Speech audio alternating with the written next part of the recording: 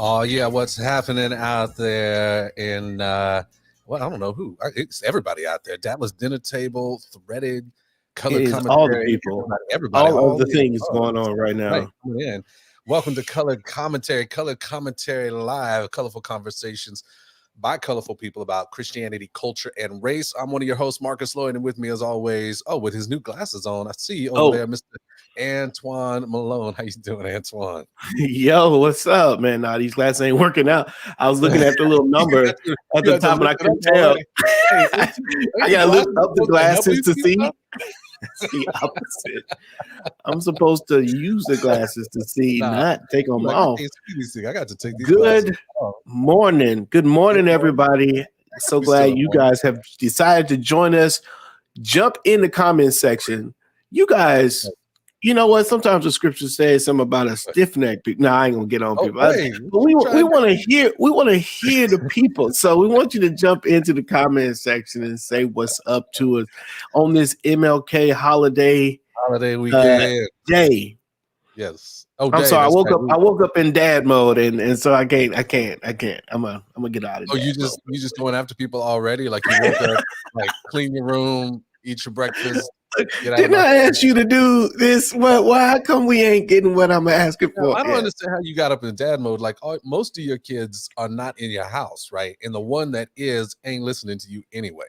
So I don't. True. She in her other room. I got to say it 3 times. Exactly. I don't know what. The older they get, the less hearing they have. We do have our guests.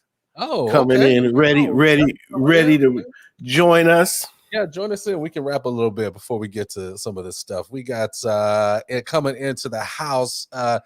One of my dear friends who was on the show. I guess it's been a week now, but we brought him. It's been a week. Specifically for today's show, as we talk about Dallas Dinner Table. This is the executive director of Dallas Dinner Table. Please welcome Miss Dionne Kirby to the show. How are you doing over there, Miss Dionne? You doing all right? Hey, and the round of applause from the people. Love the crowd. Love the crowd. It's a big crowd. Always ready for you. Always ready. How are you feeling today, Dionne? I'm feeling really good. Yeah. It's a full day. It's a full day. Amen. Well, it is a full day. This is prime time for you, right? For what you got going on. This is the day. This is the day, and it's more than just like our event is happening today. I'm super excited about that, and so excited to see all the people who will join us this evening. But this whole week, so many amazing organizations are having events. So it's like stacked and packed. Like this feels like this is the end of the year for me. Like this is the holiday rush. You know what I mean? Exactly. Super Bowl. This is Super Bowl Sunday for. It's all of that. Yes, it is all of those things. I feel you. I know. I was getting texts from you early this morning. I'm like, oh, Dionne's up and ready to go this morning. She slept all day yesterday. She's like, I'm gonna be ready today. It's gonna be hot. Yes. Well, like you're saying, it is kind of this Dr. King weekend. I mean, how was the weekend? I mean, obviously today is kind of the day we look at and we have marked to celebrate his birthday, but I know this weekend plenty of other things going on. I've seen lots of different shows, watching a lot of stuff. Like, how did anybody get into anything this weekend to sort of celebrate the moment and the time? Anybody over there, Dionne, did you do anything? I did. I got to participate in a discussion on Sunday. It was yesterday. And so I really enjoyed it. It's just intentional time to be with people who don't look like you, not in the same places and spaces. There are folks from Serbia. A lot of people from Serbia actually participated. And I was just pulled into doing something I don't normally do. We access dreams, like literal dreams, the dreams that we have when we sleep. And connections to, just what that means for us. And we also just had open discussion, wasn't even a specific topic outlined. Yeah. But we were all going back to and talking about kind of interpreting Dr. King's legacy, his speeches, Gotcha. what that all means for us. So, that was the reason that we came together Okay. with Dr. King in mind. But we just came at it from a totally different angle. And it was good. It was good for me to be in a space and place where I could just participate. Okay. I'm just one of the Yeah. many, and Yeah. Yeah. just Yeah. offering what's coming up for me, just Yeah. like everyone else. Any major takeaways that, I mean, you're saying you're looking at it from a different angle, like help us Yeah. find a new angle. Like, what are you seeing? So my favorite um, reflection is one that really helps us look at relationships and how important they are. Okay. And what that means as we all push forward to our better selves, channeling Dr. King and what he means to us. And it's that time before Dr. King gave the I Have a Dream speech. We know that Okay. wasn't planned per se. That wasn't Right. his plan. He was on a different page. He was planning Right. to deliver something different. Yeah. And it wasn't happening. And so I believe it was Mahalia Jackson that Mhm. jumped in and yelled to him, tell him about the dream. And so she was only able to do that because of their relationship, because of the connection, because she knew him. They knew each other back and forth. And so that's what stands out to me. It's like, I want that. I want that level of synergy, where someone can hold me accountable to what it is that they know I'm about, what it is that they know I'm Mm. focused on, what they know I'm passionate about, so that as I'm veering or, not communicating as clearly, whatever that might have been in that moment, Yeah. that Mhm. somebody can say, hey, Dionne, do this. I Yes. know Exactly. what that is. So that's what I'm reflecting on. I absolutely love that. Wow. Yeah. When I think about, the I Have a Dream speech, so much of that, you're right. Like, so many times people look at that particular march and, there's this belief in some way that just kind of came, that was, scripted or part of what he was there to do. And what's interesting is, a lot of those speeches that were done at that march at that time were actually, uh, they had been, brought to others, and others had to sort of Mm, approve them, right? In fact, that's why James Baldwin wasn't allowed to speak, because they didn't, ultimately, the people in power didn't approve his message, didn't approve sort of the speech that he had. But Dr. King's speech was approved. But then he has this moment, right? He had come with whatever he was going to talk about, right. but then it was in this moment that he chose to kind of go off script, if you will. That Mhm. is the thing we remember the most. And what's so interesting when I think about that, you're thinking about this in relationship to Mahalia Jackson, which I think is absolutely exactly right. And I think about it in that time is, when I hear that, or when I think about that moment, I think about two things. One, I think about that that's not the first time he had done that speech, right? He had done that speech. I think it was in Detroit, and so everybody he had done the speech. He had worked the speech, kind of given it its first draft. I'm not thinking he was going to do it again, but he had given it his first draft there. But then he had gotten that phrase, I have a dream. This repetition of I have a dream, from a lady at a church that he had visited. He was at a church, and they were doing some prayer time, and this lady got up, sort of almost prophetically, and was just kind of praying this idea of a dream. And so as they were taking him back to the airport after that, the lady was in the car, and he's like, "Hey, I really like what you did there. I may use that." And she's like, "Okay." Now all the other stuff around it he put in, but sort of that I have a dream came from her. And so it just makes me, cognizant of really listening to the people around me, the different folks who are engaged in this conversation, and recognize that I can learn lots of different things. And honestly, particularly in the civil rights movement, because women were not given a strong place there, but this dream sort of cadence came from a woman in the space, and a lot of the civil rights movement did that. But to just listen to the people around me, but then also to just be about, like, saying the message over and over again, because you never know when at some point somebody's going to ask you to do it, and you got to get out there and go for it, right? And God has set that place up for you, and you're prepared. So yeah, there's just so much around that speech that was really, really cool. So it's exciting that you got to kind of hang out and engage. Anything else from that time that's really fascinating? Or Okay, so here's the phrase that really kind of was the focus of the event, and it was being reflective citizens. So Hmm, it's a reflective citizens group. So that's what I'm going to go and look for more and find other ways to okay. engage in that way. So yeah, that's what really stood out. And then I think the other nuance that's awesome, that's just about us as humans, the difference between engaging in a large group and then what engagement looks like when you're in a smaller group.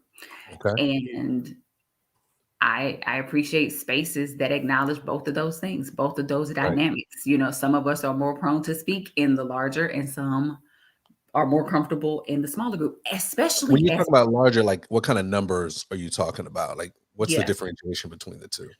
Good question. So I'm talking, 20 plus, and that could be 100, 300, hundreds, right? As opposed to something that's 15, 10, 8 Gotcha. people in the group. So you really feel like you have less of an audience, and Yeah. especially as we're on this continuum to be better, to be more okay with that person in the mirror, as we're on this journey. I think of course we feel better about this when we don't have an audience. I'm not Right. excited about learning new skills in front of an audience. Mhm. It's not really what I want to do. Yeah. Yeah. So it just made me value that once again. Of course, with Dallas Dinner Table, that's what we do. It's a small group, but being in a totally different setting, with a totally different approach to things, seeing a group like that also makes sure that a small group is provided. I appreciated that too. And again, that lends itself to relationships and connections in that smaller setting as opposed to, the larger one. Because then we tend to perform in Mm, the larger setting. I know that's my that's true. tendency, it's a I don't know perform. anything about that. That doesn't sound Yes, about a you do. thing. Yeah, That's Shameful. no, no, right. no. He The don't know truth. about that Did y'all hear the performance. truth in that response, Oh, y'all? He was giving us the truth right there. Yeah, yeah, I yeah. can't even say it. I can't even say it without laughing. For sure. So you're talking about Dallas Dinner Table. What tell us a little bit about like this is the day, right, for Dallas Dinner Table. Like what is it? What is it? And we'll expound upon that. Yeah, I love that. You said this is the day. That's right. Yeah. This is the day. This is And the day that the Lord had. Nope. Nope. I'm that's gonna right. bring That's right. okay. Sorry. Uh, I didn't get to go to church yesterday. I was sick. It's almost ready. I love it. I love it. So this is the day for hundreds of people to get together virtually right now and have a conversation about the things that we see on the news, the ways that we interact every day, the feelings that we have, the biases that exist, the racism that is embedded in all of our systems here in America specifically, but beyond as well. So, this is the day where we get to come together with an intention on engaging differently, being Yeah. in a conversation you're not going to be in on a regular day. So, you get to be safe in that you don't need to be worried about fight with anybody or argue with Right. anybody. But Right. you also get to just be open. You enter into that conversation, bringing your openness to learn about yourself a little bit better and learn about someone else, Mm, more who yeah. does not look like you. So intention around all that. Just at a table, we're at this virtual table. You can come into the space and you'll have a facilitator guide you through a discussion. That's what today is all about. mm. It's such an important skill right now to be able to listen, because so much of the conversation has to do with how people underneath it subconsciously, I think people are kind of contending for their own worth, for their own value, for the import of their own voice and experiences and perspectives. And I think that sometimes we get into the moralizing aspect of the conversation, or we want to correct, or we want to contend, or whatever it is, as opposed to just sitting down and listening to where someone is and just engaging them. And when we do that, I think it speaks to worth. It speaks to value. Not every conversation we listen to, we have to agree with, or we have to connect deeply with.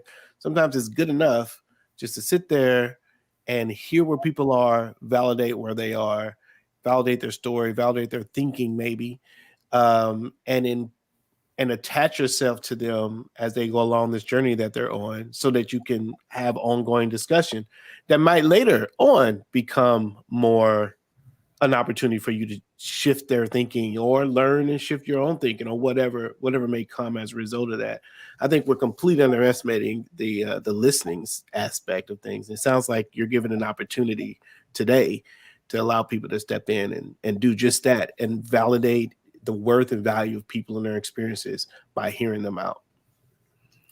Absolutely. I couldn't have worded any of that any better.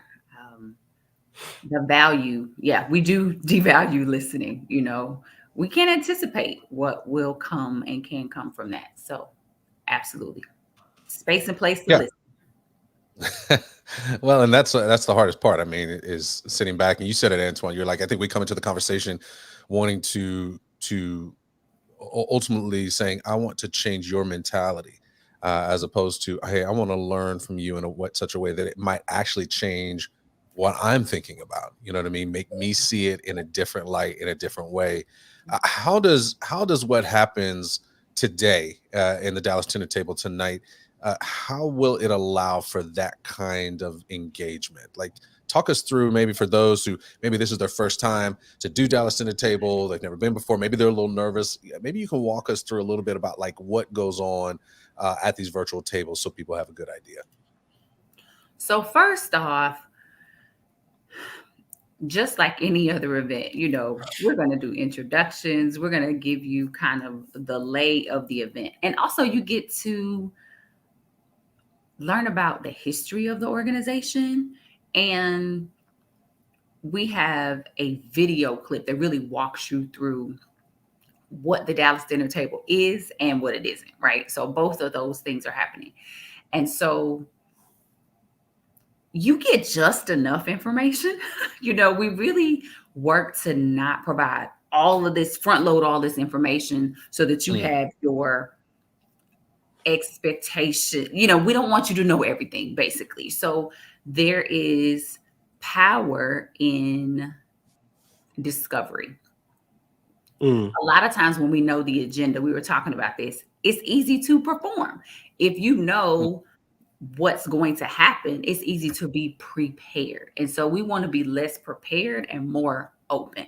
So once you bring your openness, your willingness to listen, and your willingness to share, those are all the things you need to bring with you, and we will guide you through. There are kind of 4 different steps, kind of 4 different pieces to the experience.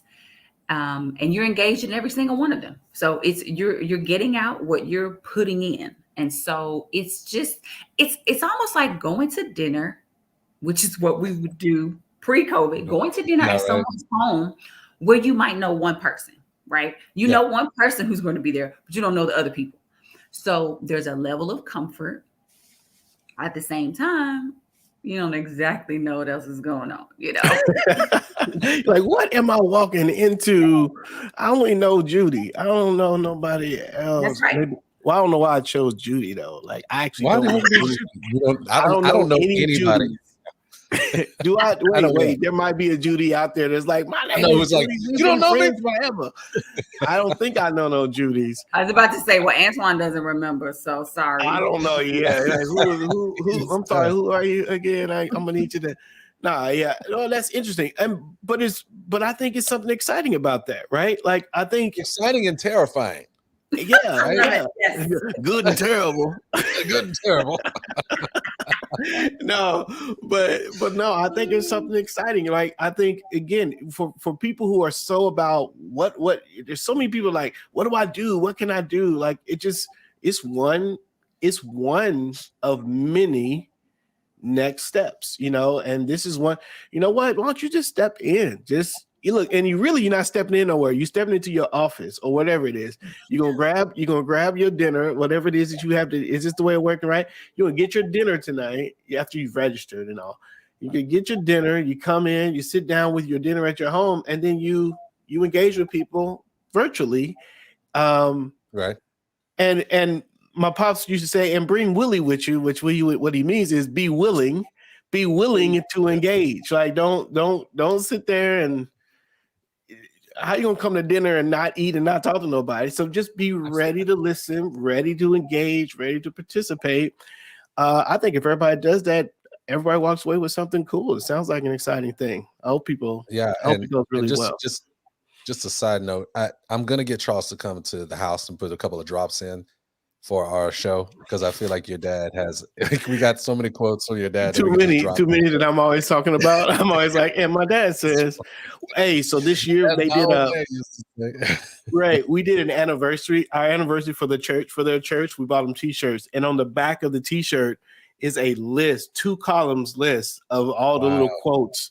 We're like, what are some things that he says all the time? And it was it's like 25 like phrases that if we say them, we know that comes from we heard him say it. So anyway, that's the side note. Marcus, thank you for throwing that in. I was getting ready to say I'm still on Willie. I'm still on Bring Willie. Bring Willie. No, you get stuck. You get stuck at the quote. You're like, I don't know what you said after that. I'm still trying to figure out this quote.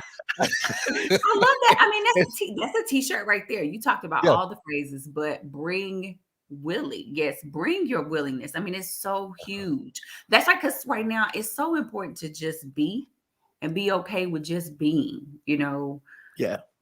And we want to bring all these other things, and we want to be so many other things when you can just be really just that. You can just that's right. Just that preparation, getting ahead, and kind of like if you know what the conversation is going to be like, you kind of spend your time prepping the debate. You know what I mean? Like, okay, so we're gonna talk about that. Let me get my side, if you will, figured out so that when somebody says X, I'll have the what about Y? But just being willing to come in. And I did my first Dallas dinner table last year. And so sat in, it was a virtual too, because we were still in the midst of COVID as well, obviously. And it was very much an opportunity to get your thoughts out there, but then also to hear others without this fear that somebody was going to stop you mid conversation and like go, hey, but what about this?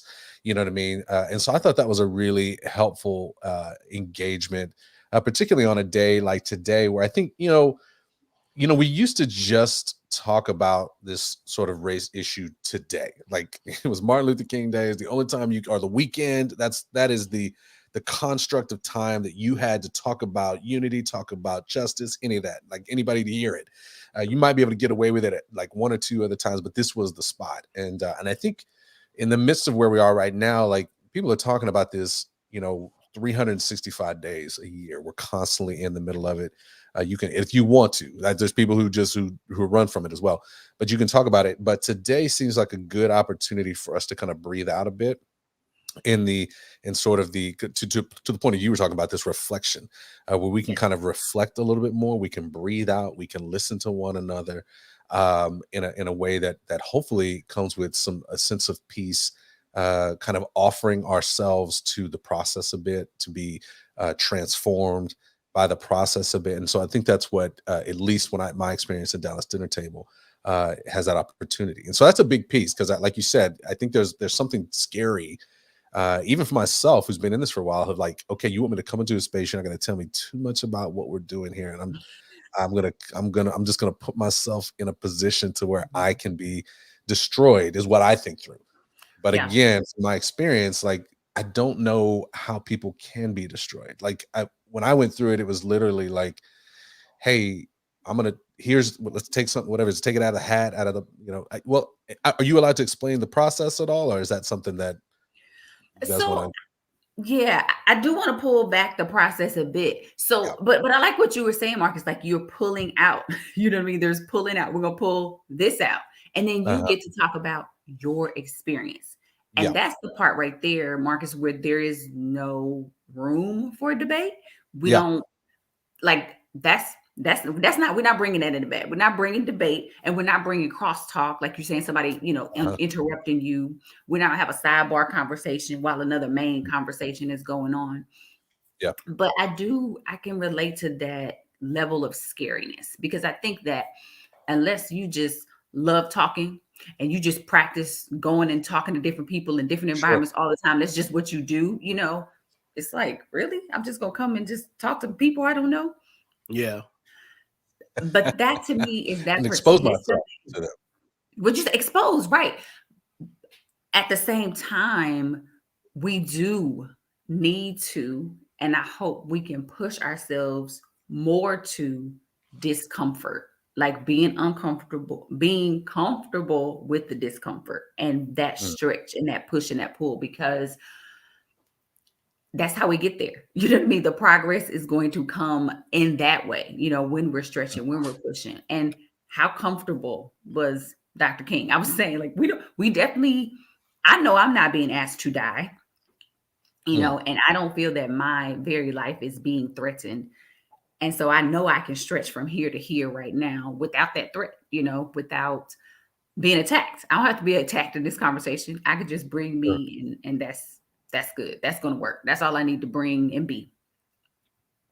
Yeah, no, I think it's a helpful understanding of where the conversation is right now and how it's changed as we, I, I'm hesitating. I want to say as we celebrate Dr. King, but I know that his Mm. family is actually in some ways calling for us not to celebrate the day because they're frustrated. I think with some of the conversation around the voting rights and where the Mm. government is on some of that stuff. So I hesitate to use the language, but at least to recognize when he and others really were having this conversation, um, there was a very known sense that they were putting their lives in others' hands, right? Like they are putting their life on the line. And I think there's still a little bit of that even today, but not to the level, right? Like we can sit here, we're going to have this conversation, and most of us who are going to be a part of this conversation tonight are not worried about somebody coming and throwing a brick with a letter through our window, right? Or they're getting bomb threats, much like Dr. King and Mrs. Coretta King were engaging in and experiencing. So I think if nothing else, we owe the disunity, right? The disunity that's here. We owe Dr. King our efforts towards the unity based on his sacrifice. And of course we have, like, our show is very much like a gospel show. So we sometimes grab it on to the sacrifice of Jesus as well. Like that's the space we play in. But I know for Dr. King, who was ultimately coming from that same sort of faith background, that the sacrifice that he gave for the work, for us to come to a table and bring Willie with you, if you will, it should be an easy engagement. Now, for you, Dionne, you haven't been the executive director for long, right? Like, when did you start with Dallas Dinner Table, and do you have hopes and dreams as it goes forward in the midst of some of the work that you're doing right now? You're absolutely right. I began working with Dallas Dinner Table in May of 21. So it's been just a short time, but it Ooh, feels That's like a a long that's a time. fun time to join, right? Yeah, that's right when nothing was going on around May 2020. Is Nothing Oh, at this is all. Nothing at 2021. all. She was everything 2021. was everything was good. Everything was copacetic. It was an easy Yes. season. We were just breezing through. Yeah, Yes, right yeah. there It in was May. easy, Exactly. That's easy what was going on. peasy. Thank you for reminding me. That's right. So, I mean, there's this national expansion, that we're moving into, and really the reason why I get to be in this role. The Rainwater Charitable Foundation granted Dallas Dinner Table the ability and provided support to move toward America's dinner table. And so that's been on the horizon for a while. And now we have, some wheels behind, some wheels on the bus to move it forward. And Mm. so what I envision is just this conversation being offered more broadly, much more broadly across the nation. We have the ability to partner with corporations, faith based groups, go in, host conversations with and for them, and then also to have long-term partnerships with those groups and organizations. So that's what I'm excited about. I'm just excited about connecting and building relationships, building upon all those who are going to join us today, and it's just continuing to move forward. So that's what I'm excited about. Cool, No, Marcus. So we've had quite a few people join us since the start. So bring them up to speed for the conversation and who our guest is. yeah, absolutely. Those of you who are just joining us, we thank you for being a part today. This is Colored Commentary, colorful conversations by colorful people about Christianity, culture, and race. And today we are partnering with Dallas Dinner Table and the work that they're doing specifically even today as they are bringing people from all different cultural backgrounds together for conversation to really honor Dr. King and the work that he tried to do in aspects was successful in some aspects, but the work that we are continuing to do to bring people together in unity across racial boundaries. And so today we are talking with Dionne Kirby, who is the executive director of Dallas Dinner Table, talking about really what's going on tonight and what those who are a part of the Dallas Dinner Table should expect. Now, there's some who may be listening to this conversation. They're like, I want to get in on Dallas Dinner Table, where it's like, it's too late. You know what I mean? Like we threw it out there. Registration is over. It's too late. Too late. Yeah, I got them in there. They're like, this sounds amazing. How do we get in on this? They're like, well, it's too late for you to get in on this. But for those of you who I know, as you were sending this out, Dionne, to those who are coming, we're trying to just get a sense. I know there's probably people out there who were like the way I was last year, sitting here about 11:30, 12 o'clock the day of and going, okay, what did I just get myself into? Right? Like, what is supposed to be happening and what am I supposed to do? And so we just been having convo here with Dionne just to kind of talk about what is going on. And I'd love to, I'm sure there's people here who are in the chat and who are watching the show, like what are your concerns? Those of you who are listening, what are your concerns as you engage in this conversation? Like, what are some of the things that you're nervous about? Whether it's the conversation of the I was about to say Dallas Theater Center. I was all in the wrong space, Antoine. What are your concerns? The performance talk earlier got you all twisted now. So now you're in the theater space. The theater space. I would love to hear from the people listening. Like, what are your concerns? Not just walking into Dallas Dinner Table tonight, but what are your concerns entering into racial conversation at all? And maybe we can talk a little bit about that and maybe learn a few things together. But that's kind of what we are discussing here today. And so we're glad that people are jumping in on this. And Dionne, you were talking about your dreams, right? Like the dreams of what you want to engage. Have you, again, you're partnering with Threaded in this particular situation. Are there other folks that you're connected with, looking to connect with, people who have supported Dallas Dinner Table that you want to give a shout out to or look forward to working with in the future? Absolutely. We're really excited to be partnering with Threaded, and there are many more ideas that I can't wait to talk about for 2022. Just around, synergy. I want to capitalize upon those things that already exist organically. So that's where the secret sauce is, what really is there, and expanding upon that. The National Council of Jewish Women Dallas chapter has been very supportive.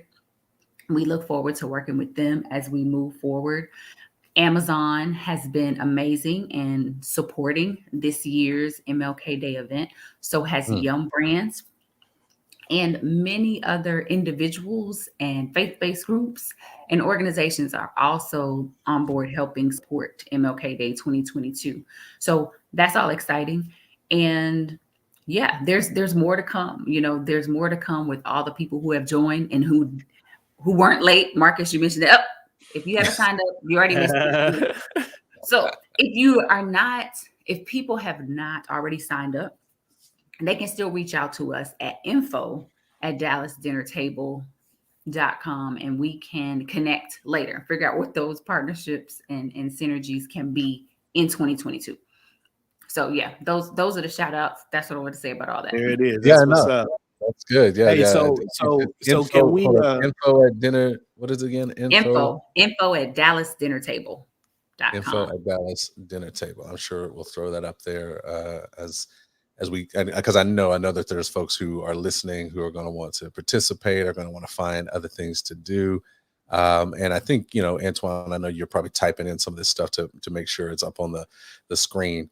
But I know you were going to say something as you were going to engage as I interrupted you.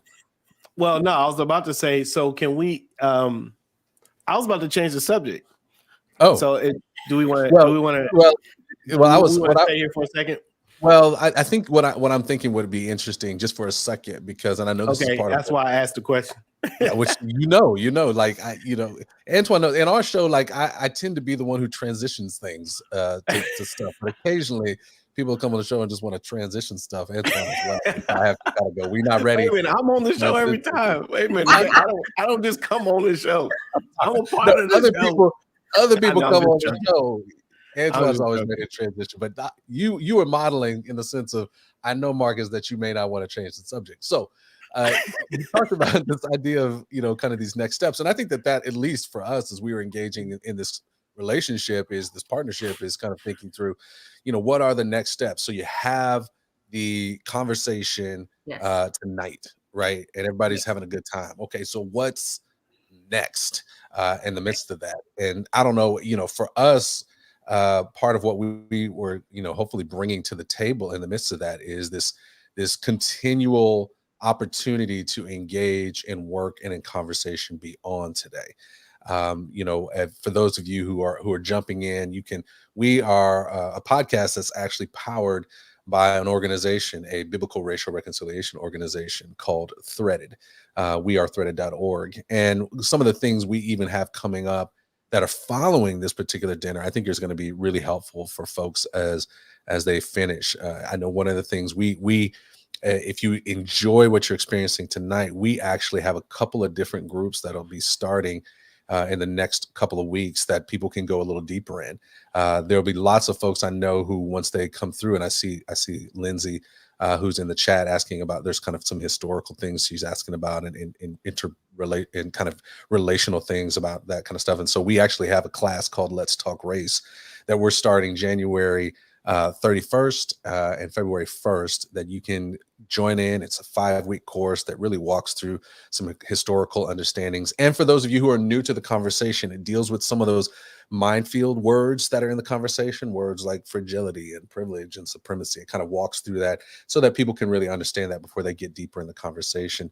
And then we actually also do small groups where for 10 weeks, people come into a room together and have conversations that center around race, that infuse biblical concepts into the midst of that as well. And those will start at the end of February. So as you start to think through next steps for those of you who are participating tonight, know that there's more out there, and you can just actually go to wearethreaded.org/groups and you'll be able to find out more about some of those next steps that are coming down the road.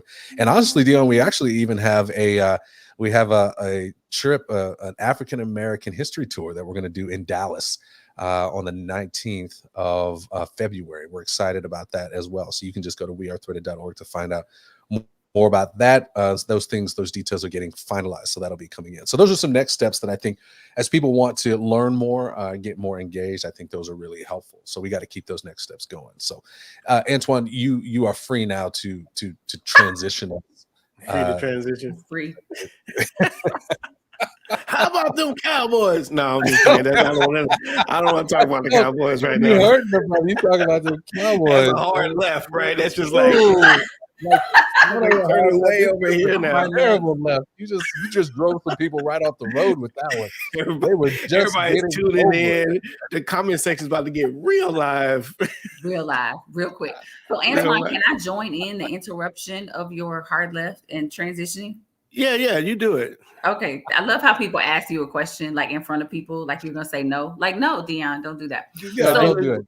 Look, I have no problem telling people no. No. As I say, it's a test for a skill for how to decline gracefully. You're like, well, actually, we're gonna go ahead and do this here, but in a minute. That's real. People do that. That. I didn't know that was a thing, but I'm now welcomed into no. People will politely tell you no and move right on. So, okay. Thank you, Antoine. Thank you. But what I wanted to say though, Marcus, is I really appreciate all of the next steps that you just laid out. And okay, I had a delay going on. I appreciate those next steps and everything that you detailed that We Are Threaded is doing, because that's why this partnership is there. We really want to make sure that we recognize this is a spectrum of learning and growth for people. So we have people that participate in Dallas Dinner Table year after year after year, and they may or may not be doing other things to continue their growth and development and all that. And so we acknowledge that. We also acknowledge that for some people, it's a starting place. And we want to make sure that we're connecting people with partners that can help them continue on. And we're working on other curriculum planning and what our 2.0 is going to be and what it looks like for us to expand. But at this point, we want to make sure that we can support people's continued growth. And so I'm going to check my calendar to see what I'm doing on February 19th to join you. So just wanted to, say hoorah to that, why this is happening and why this partnership really makes sense. So greatly appreciate it. Thank you. Yeah, love that. Appreciate that. I'm just going to highlight this comment that came in, and maybe we can kind of talk about it. I think it's not too far off of our topic, but Mary says, I'm not signed up, but I would like to go to the site to connect for later as well as listening here. My biggest concern in racial conversation is being able to listen, taking perspectives different than my own, yet feeling confronted that I am racist when I'm asked to speak.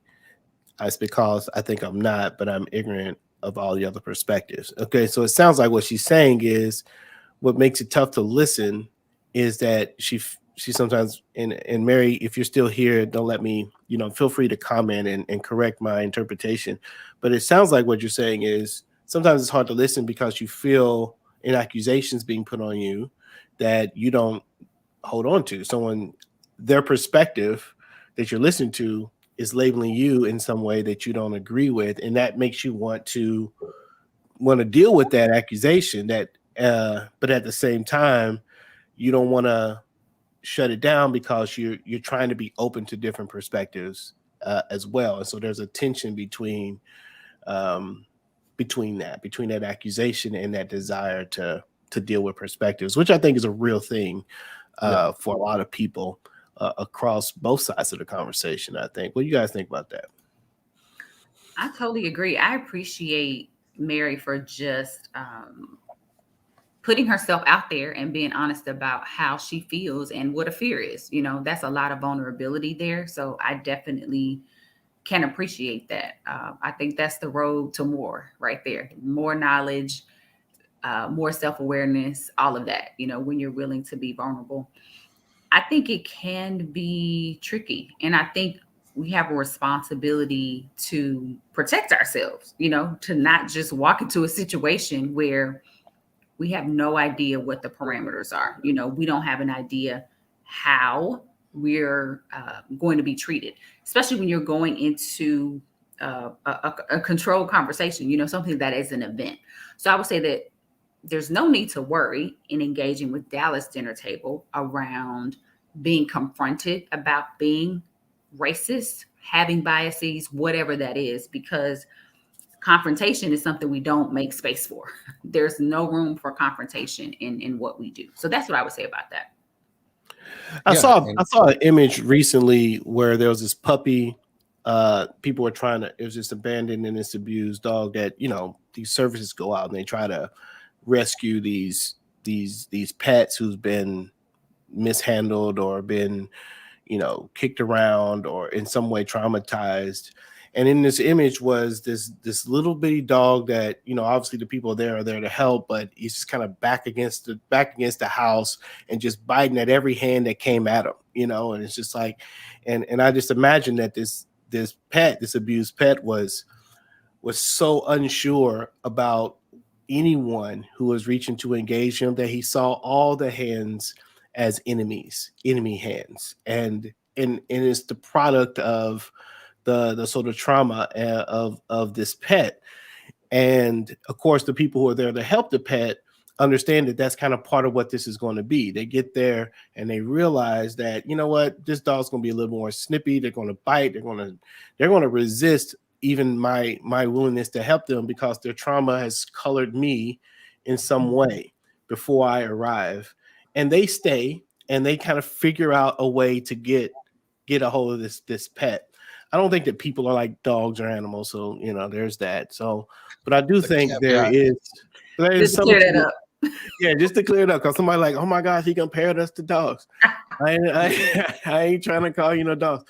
But I'm saying when it comes to trauma, sometimes going into a situation like a race situation, especially if you're a white person, this is the same, this could be true of Black and otherwise, that we should walk in recognizing that there may be some fireworks and some barks and some scratches and some bites that happen, not necessarily because you're you, but because their experience has informed them or degraded their trust to such a level, or informed their perspective in such a level that, hey, they just have to be a little more guarded and snippy. And it's just going to take some time to be with those people to put those arms, put those guards down. And so my suggestion to Mary would be, I would say, aside from them being very direct attack and offensive to you personally, and hear me when I say this, I would say eat some of that in the name of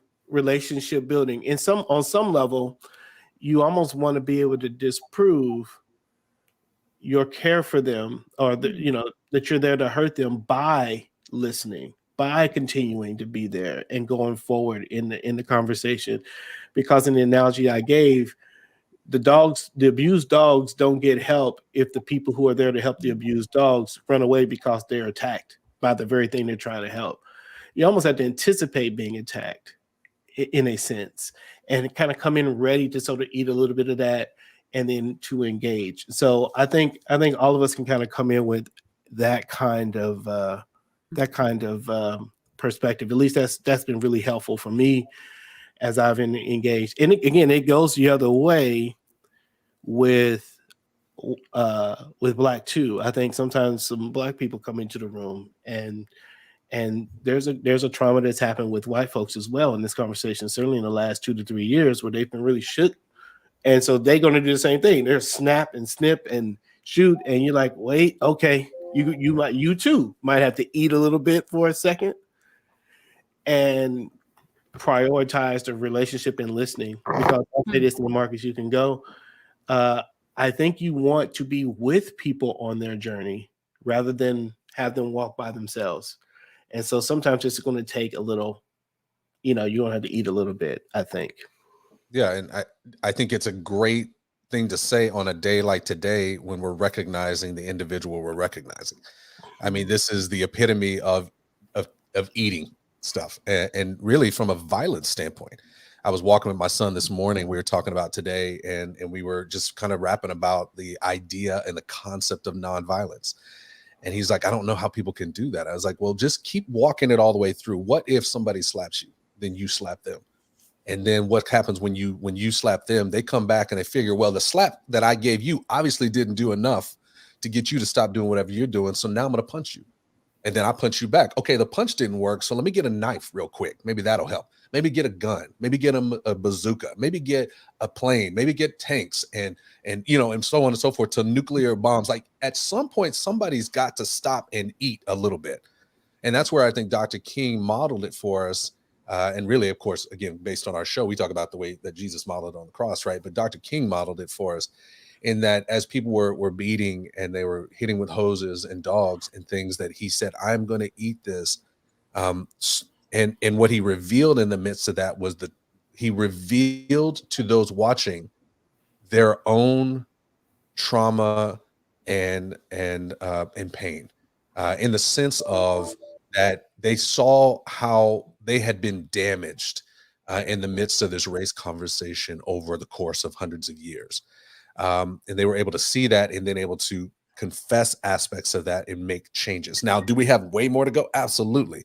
Did they fully see all that? I don't know. But all I know is that in the midst of this conversation, we're going to have to breathe and eat some of that, as it's quoted here. And I see Deborah in the chat. So, and I guess the analogy that you gave wasn't too offensive, Antoine, because Mary said great analogy. So she didn't think she was being called a dog, and hopefully other people, I didn't think they were getting called a dog. I hope not. I always I've used that analogy once before, and I did get someone say, you can't treat people like dogs, and there's a power dynamic there too. One is the powerful one who's rescuing the other one, and absolutely, and the analogy, every analogy breaks down a little bit, yeah. And so I'm not saying that anyone's there to save anyone else, the point is just really to understand that trauma. That trauma changes the way people interface. Right. And I think that's one of the great we things. can have grace there. I think it's one of the great things, when we were talking about this Let's Talk Race class, and I appreciate Julie coming in and kind of, promoting that as something that she's gone through. In the midst of that, there is some conversation, understanding the nature of some of this language. And one of that phrase, and what you're talking about is the conversation around the term fragility, right? Which I believe we all practice a kind of fragility in the midst of this race conversation. Some more than others, but I think we all have it. And that's what you're talking about, is that there's a trauma in our lives that creates a reaction because it's like a wound. And you've said this before on the show before, Antoine. It's like a wound on your skin that just has been rubbed raw. And every time you tap it, it creates this thing. And so understanding that and recognizing that as people are engaged in the conversation is going to be very helpful going in the midst of it. And so I do recommend the class. Let's Talk Race. You can go to wearethreaded.org/groups and sign up for that. And that'll just give you a couple of those things that'll help us get around that conversation and neutralize some of those terms and really allow each of us to kind of look inwardly at ourselves. Because I do think there is some aspect, Mary, that for all of us too, that it's hard, I think, to be in this particular place in the country that we've been in the midst of all that we've experienced over the past, hundreds of years, not just the years that we've been officially a country, but just even hundreds of years before that, in which we don't sort of internalize some of the fruits of the work of this country, which has had a lot of racist and white supremacist roots. I think it's hard to not ingest and internalize that. I don't think anybody gets away with that. I'm talking black, white, brown. It doesn't matter. Like, all of us has this. I think if we've been told a certain thing about humanity and about people and who's valuable and who's not, and I think we've all internalized that. And so we come to the conversation. I think we have to recognize that unless we've done some really intentional hard work at kind of evaluating that. Or as we say in the scripture, like taking the thoughts captive and really looking at them and going, why did I think that? Unless we've done some really good work on that, I think all of us are bringing into the conversation a kind of a racialized thought about society, ourselves, and others. And I think that's where we're going to having conversations like we're doing Dallas Dinner Table, and even what we do again in following and threaded, going even deeper. We start to come to face to face with those. Through relationships, as we listen to other people's stories and we hear how their lives are, we go, man, I never actually had to experience that. So why is your life different than mine? Where does that come from? Who made it that way? And I'm just always amazed at how that works. And so it's really good. It's really good. I appreciate, Mary, just your openness to engage in that conversation. Yeah. Did you have something that's one? Well, I was going to say, what do you think about this little video clip? I know we don't have a lot of time, but no, I think okay. So Dionne, give us the. Okay, so I'll set it up a little. And here's the thing: is we got this little quick clip. We did have Lindsay who had some thoughts from earlier, and while you're setting that clip a little bit, it may connect. Yeah. She has some thoughts that. I know we're not going to get all of it, but what I would say to Lindsay is what I love is at least two of those things we've tackled on our show for Colored Commentary. So if you haven't subscribed to Colored Commentary on your podcast, your iTunes and your Spotify's, go check it out. We have a talk, Lindsay, with a gentleman named Mark Charles. He is a Native American Christian who actually ran for president while everybody's running for president in 2020. We have a couple of talks with him in 2020. Talking about, and he talks a little bit about Native American boarding schools and survivors of that. We also have a show we just did on Christian nationalism, I think earlier in the fall. So if you want to check that out as well, you'll be able to get a little bit more. We did. That was fun. I think on the back end of we also have a white privilege. There's a two-parter that's really early in the show, we do with Amanda Giordano. But I think the second show, she talks a little bit about this Native American boarding school thing. Now, we don't go deeply into it, a deep dive, but I do think she makes the reference there. So there may be some stuff where we dig into that a little bit. So yeah, and maybe we can talk to her. I'd love to get more into it. Okay, so this clip is what I want to. It's I think it's like a 2-minute clip or something like that.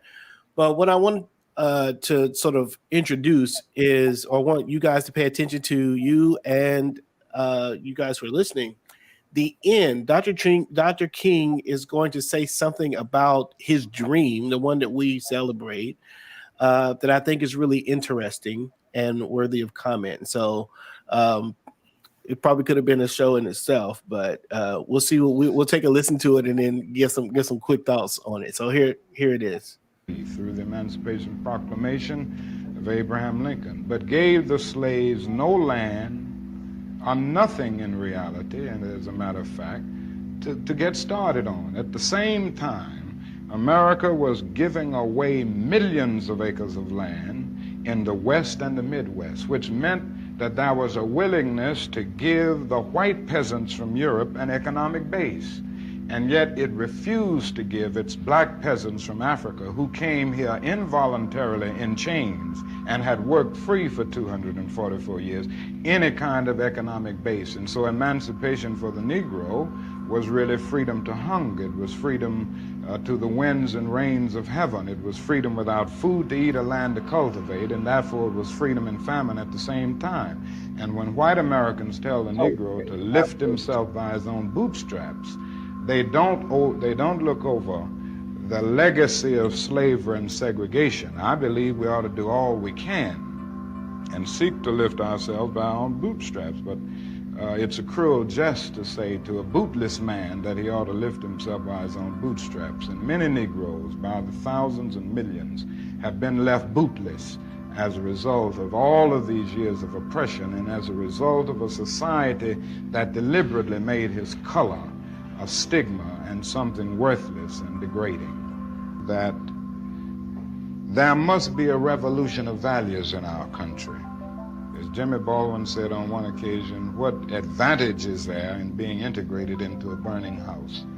And I feel that there is a need for a revolution of values in America, because some of the values that presently exist are certainly out of line with the values and the idealistic structure that brought our nation into being. Unfortunately, we haven't been true to these ideas at the moment. But I must confess that that dream that I had that day has at many points turned into a nightmare. Now, I'm not one to lose hope. I keep on hoping. I still have faith in the future. But I've had to analyze many things over the last few years, and I would say over the last few months.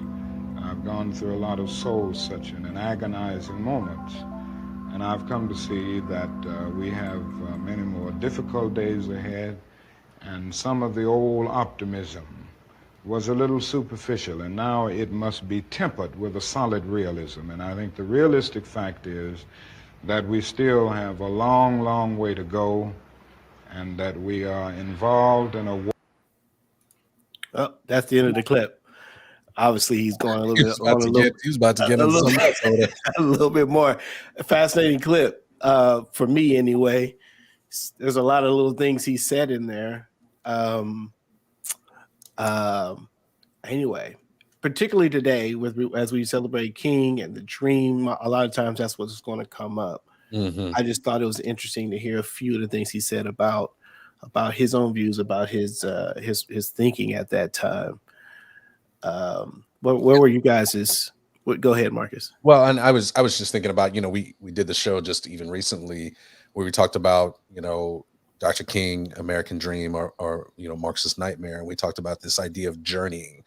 I've seen this clip a couple of times. It's been probably a year since I saw it last, but it just made me think about that show, because he's talking about, I haven't lost hope. He talks about this idea of this American dream has become this nightmare. And I think ultimately he's talking about for the people who he represented, which is the African-American diaspora. That's kind of the African diaspora that's kind of here engaging in, desirous to experience all the fruits of democracy that ultimately Dr. King helped usher in.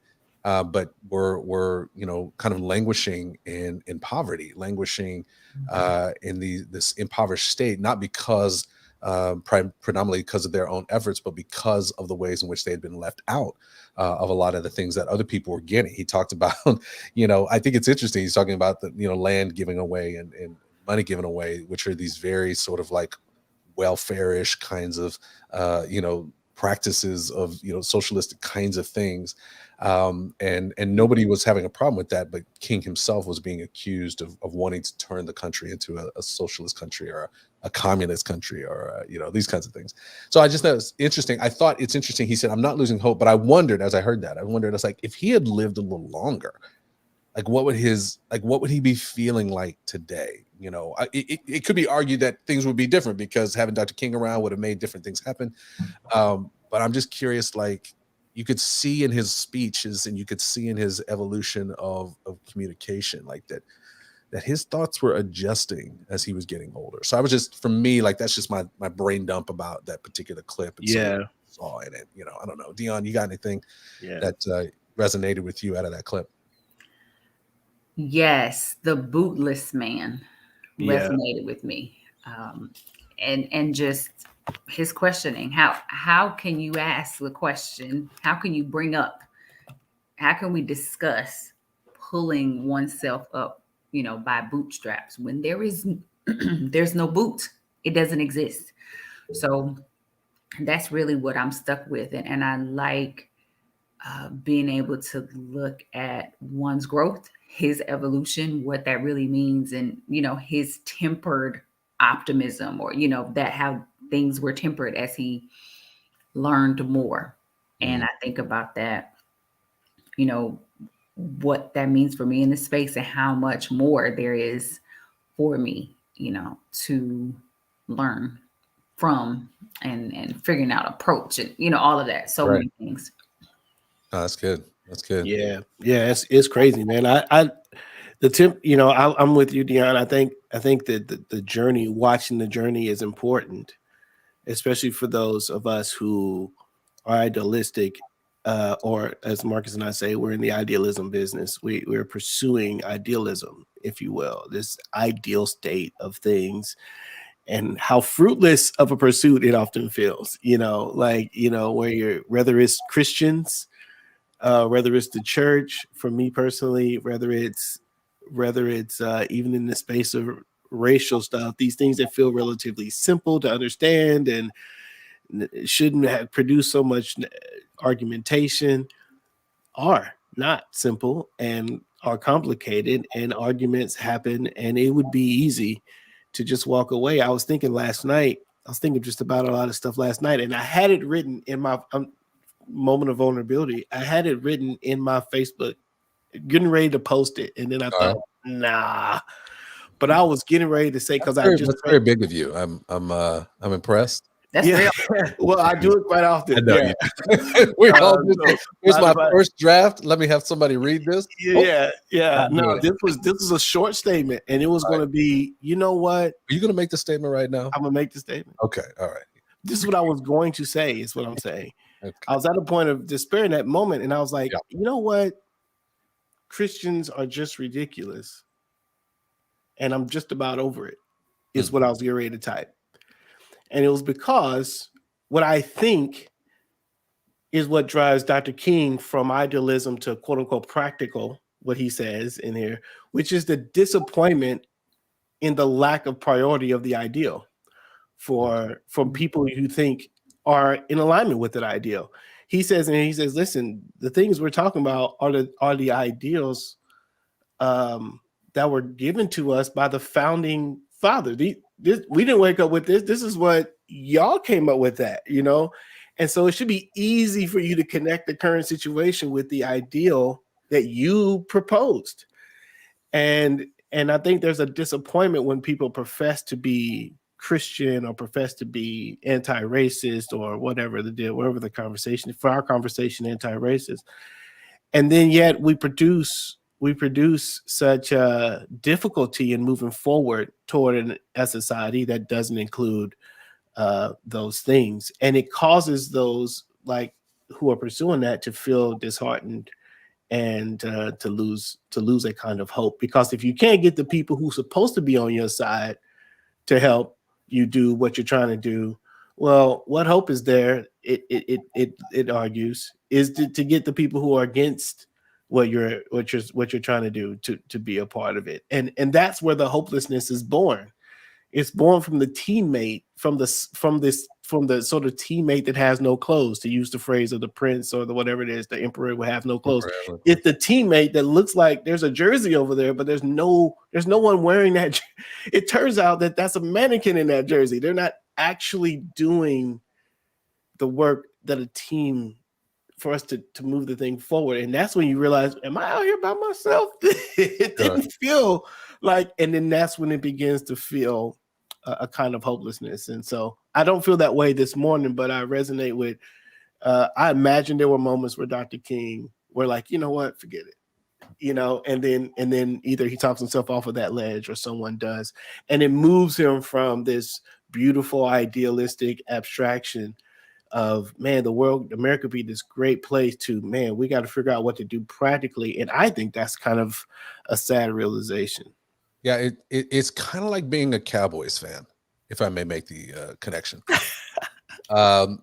You get out there and you throw a pass, exactly for 20 yards, 30 yards. CeeDee Lamb is running down the field. The crowd's going nuts, right? It was 3rd down and 24. He gets 25, 30 yards. Everybody's cheering. And then you look back and you know what's on the ground.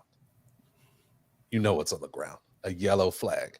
And it's number 52. I'm not even gonna call his name right now because it was him all day yesterday.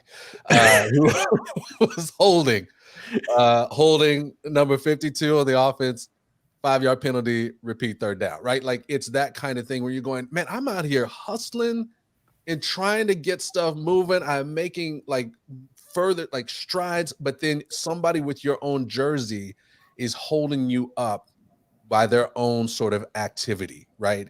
And so that's where I think he's feeling that hopelessness. And honestly, if you're watching, I'm making all the connections. If you're watching the game, as I was watching the game, and I was not watching with my wife, thank goodness, because she was at your house, Antoine, with your wife. So I don't know. I bet she was screaming and yelling. It was a loud affair. But so glad it was very exciting. That's okay. Yeah. Lisa normally is doing the same thing anyway. It was wild. I was just like, oh, I'm so glad she's not here right now. Because I can the hopelessness of every time you make a stride that somebody who is on your own team takes it away from you. And that's the way I think Dr. King felt so much in this conversation as he was engaging with his fellow Christian practitioners. You know what I mean? I think the letter from a Birmingham jail came out of critique from white pastors in Birmingham who were kind of telling him he needed to, not be a part of this. He needed to wait and all these kinds of things. And he describes this sort of moderate that's in the space that's really, being his biggest, I can only imagine just his constant, sense of hopelessness in the midst of that. Yeah. And yet I think there was something, in fact, I was reading today, something from Coretta Scott King this morning in my devotion of all places. I'm going through this devotional around African-American spirituality and whatnot. And so the Coretta Scott King was the deal in it. She was talking about how prayer just was so deep involved in the things that they were doing. That's kind of what kept them moving. So it's fascinating. And I don't even know how to fathom the existence that he had in the midst of all that he was going through, but grateful for the work that he did in there. I'd love it. We got a few more minutes here. So anybody was listening to the video, had thoughts about that video, you can throw that in the chat and we can engage in some of that as well. I'm a comment. I see a particular comment in there. I see Brian in this comment. What I love about this comment that Brian put in some way, it's Brian continually comes on the show and he has the same comment over and over again, and which because we say different things, the comment is not it's many times not true, because we've actually said the antithesis of what he puts in his comment all the time. But even the comment that Brian has put in here where he says, the Dallas Tenor Table tonight might be interesting tonight. I signed up the other day, got to see if they're actually interested in the perspectives and experiences of white folks with minorities, we are told it's always white folks in the sin against our brother and sister. That's just fact, not factual. Now, truth of the matter is Brian listens to the show and we say the opposite all the time. So he has heard people say that it's not always white folks. But what I love about this comment is, Dionne, this is the kind of place tonight where people can say something like that. Is that right? I mean, obviously we're hearing it here. There's is that right? Like he can come in space and he can engage and say those things. We're asking everybody to speak from their experience.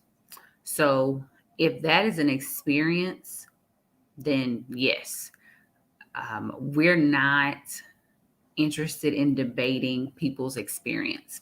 If something happened to me, if someone said something to me, if I felt something after someone else, said something, that was my experience. I had that. I felt that. That's what happened.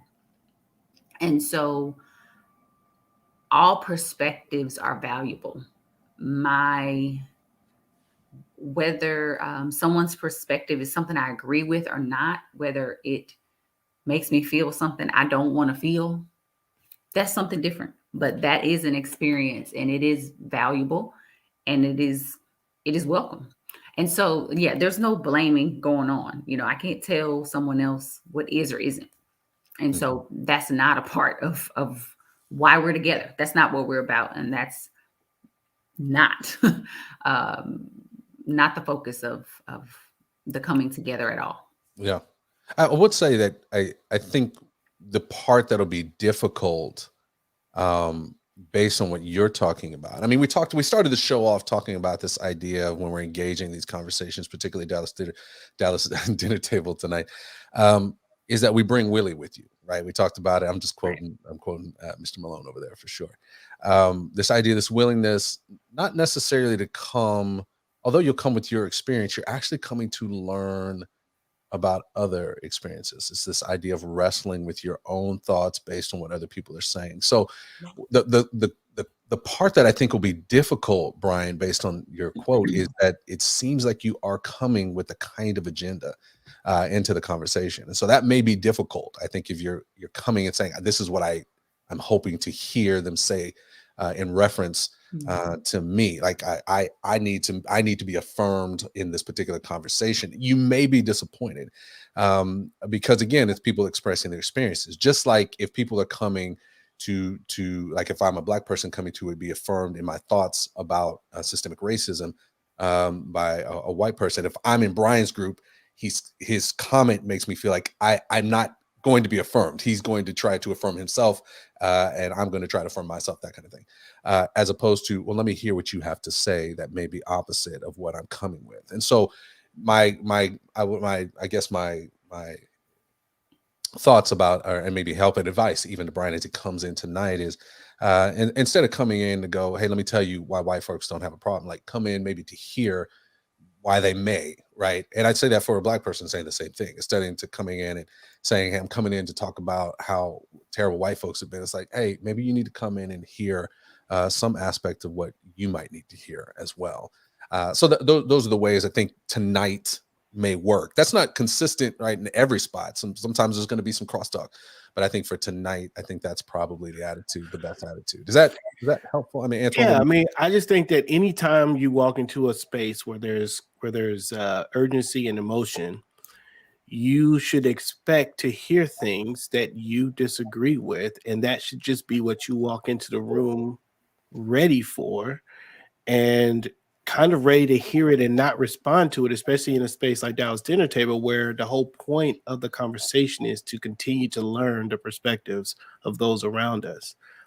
The conversation tonight, and Dionne, you correct, but tonight is not about solving the problems. Tonight is about connecting with people and validating the worth and the experiences of people, and create a counter narrative that says our experiences don't dictate our worth and our value. Therefore, when people can have different experiences and make broad assumptions based on those experiences, we can hear that and somehow connect with them as a human, as a person, even if we don't fully connect with their perspective and their story, because it becomes the starting place for working through life together. Because the perspectives that people have come to have not come, they didn't wake up with those perspectives. This is years of if you will, some did, some it's turn on the news and yeah, it's a ball of yarn, right? And so you're not gonna ride to this ball of yarn, find one little piece of yarn in it and pull it and expect to untangle the whole thing, right? It's going to be a longer journey.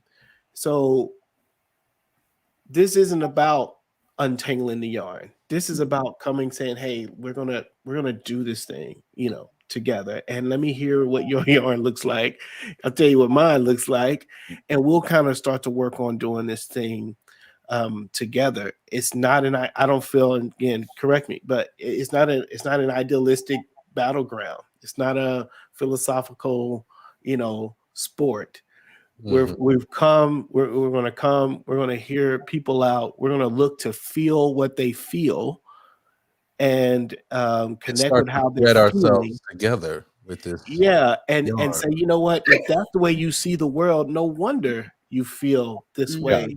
I would feel that way if that's the way I saw it, or if that was my experience or whatever, without,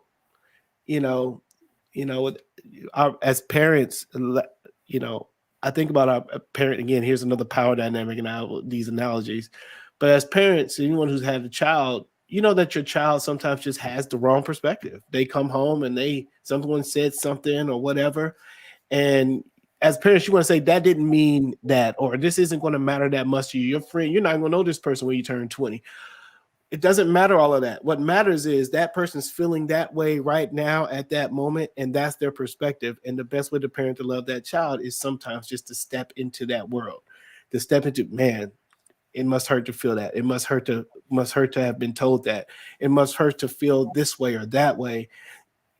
And it's true. You know what? 20 years from now, you're not even going to remember this. This is going to be long gone. That would be factually true. It's just not helpful. It's just not helpful to that person for where they are. So the ability to connect heart to heart is what I think this or to begin the connection is what I think this event is about. And so, Brian, if you're coming into the room looking to get the stats or looking to connect, looking for people to have this tempered view of their perspective, they're just going to have the perspective that they have. And you have your perspective that you have. You're free to share yours. They're free to share theirs.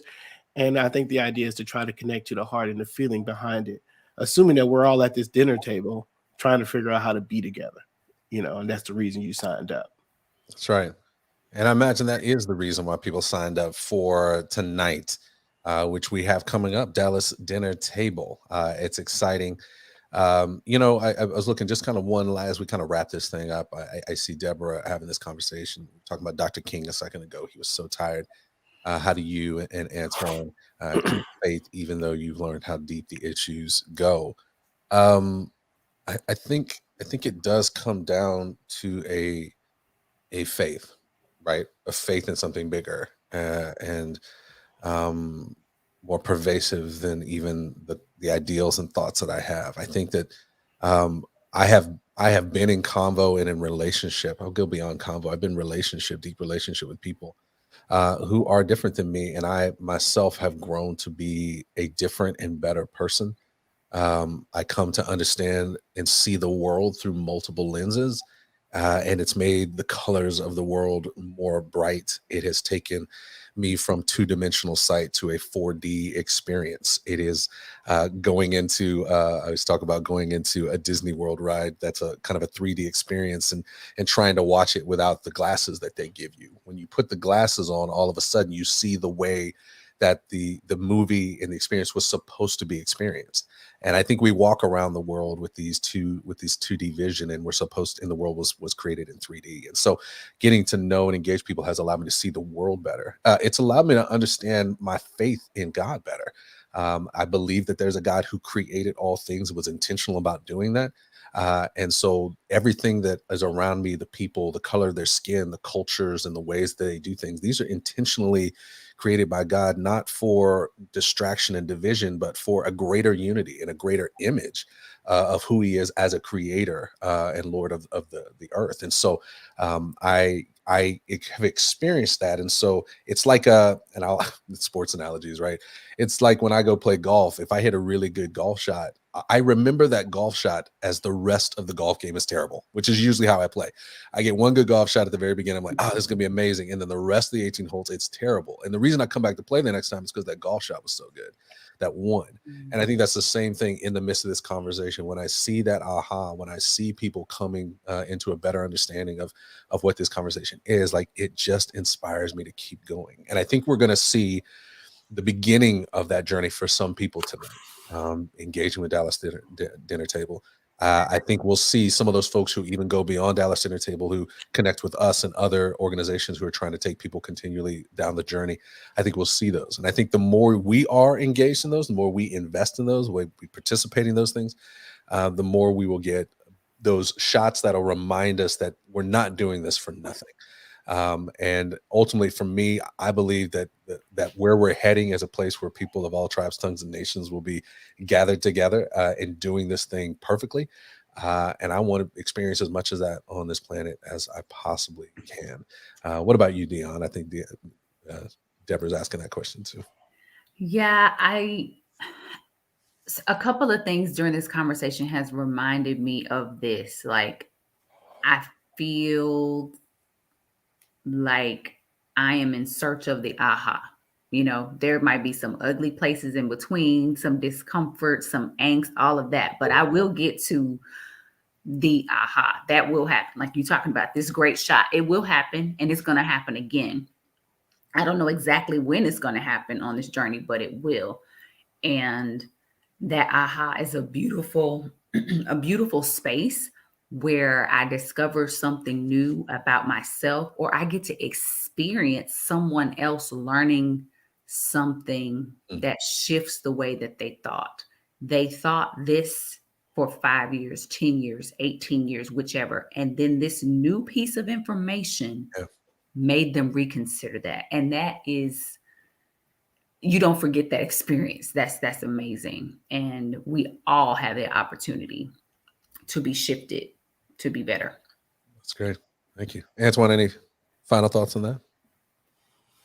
With regard to Deborah's question, yeah, I think that the thing that we were talking about this. We were shooting pool the other night. I think it was you. I was talking to you about this. I think I said it to my wife too. But recently, I'm not trying to come to terms with the idea that I am working really hard for a result that won't happen. Yeah.